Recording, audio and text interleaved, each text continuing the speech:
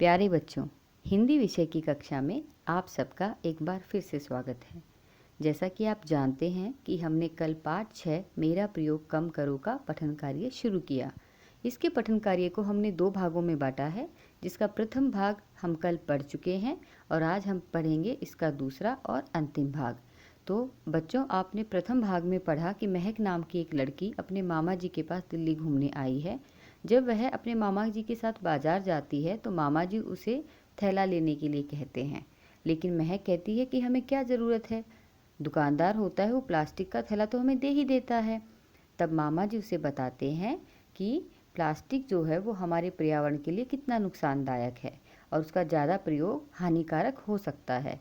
लेकिन महक तो बच्ची है, वो तर्क देती है कि प्लास्टिक से तो चीज़ें कितनी सुंदर सुंदर बनती हैं, रंगीन होती हैं, फिर ये नुकसानदायक कैसे हो सकती हैं।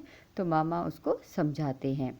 और बच्चों, इसी तरह से ये पाठ आगे बढ़ेगा और हम शुरू करते हैं आगे का भाग। महक कहती है, लेकिन प्लास्टिक को जलाकर तो नष्ट ही किया जा सकता है ना मामा जी। मामा जी कहते हैं, नहीं महक, जलाने पर प्लास्टिक से ऐसी हानिकारक गैसें निकलती हैं जो कैंसर जैसी भयानक बीमारियों और अन्य स्वास्थ्य समस्याओं का कारण बनती हैं। महक, यह तो सचमुच चिंता की बात है। मामा जी, यही नहीं, हम लोग प्लास्टिक की खाली थैलियों को बेपरवाही से जो इधर उधर फेंक देते हैं, यही थैलियाँ नालियों और सीवर पाइप में जाकर उन्हें बंद कर देती हैं और सारा गंदा पानी सड़क और गलियों में फैल जाता है। कितनी बदबू आती है। बारिश के मौसम में तो कई बार बाढ़ की स्थिति बन जाती है। महक, हाँ मामा जी, हमारे मोहल्ले में भी कई बार नगर निगम के कर्मचारियों को बुलाकर नालियां और सीवर खुलवाना पड़ता है। मामा जी, वह देखो महक, सड़क पर घूमने वाले आवारा पशु कैसे खाने के लालच में प्लास्टिक की थैलियों को ही निगल जाते हैं। कई बार इसी कारण उनकी मौत भी हो जाती है। हमें इस तरह बचा खुचा खाना थैलियों में भरकर सड़क पर या खुले कूड़ेदानों में नहीं डालना चाहिए। महक, सचमुच मामा जी, प्लास्टिक की थैलियाँ तो बड़ी समस्या पैदा करती हैं, लेकिन हम कर भी क्या सकते हैं।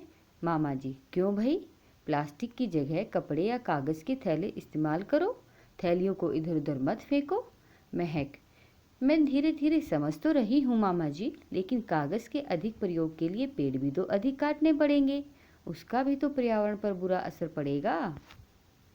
मामा जी, नहीं महक, यदि हम कागज़ का इस्तेमाल किफ़ायत से करेंगे, किफ़ायत मतलब सोच समझकर बचत के साथ, तो ज़्यादा पेड़ नहीं काटने पड़ेंगे और पेड़ काटने के साथ साथ हम पेड़ लगाते भी जाएं तो पर्यावरण भी सुरक्षित रहेगा और हमारी आवश्यकताएं भी पूरी होती रहेंगी। महक, आपने बड़ी अच्छी बात कही मामा जी, मैं आज से ही प्लास्टिक की थैलियों का प्रयोग बंद करके कागज़ या कपड़े के थैलों का प्रयोग करूँगी। मैं अपनी सहेलियों को भी यह बात समझा दूंगी। हाँ, और अब से हम एक दूसरे को जन्मदिन पर उपहार के रूप में पौधे ही भेंट किया करेंगे, ठीक है ना मामा जी। तो मामा जी कहते हैं, महक, तुम तो बड़ी समझदार लड़की हो, लो बातों बातों में बाजार भी आ गया।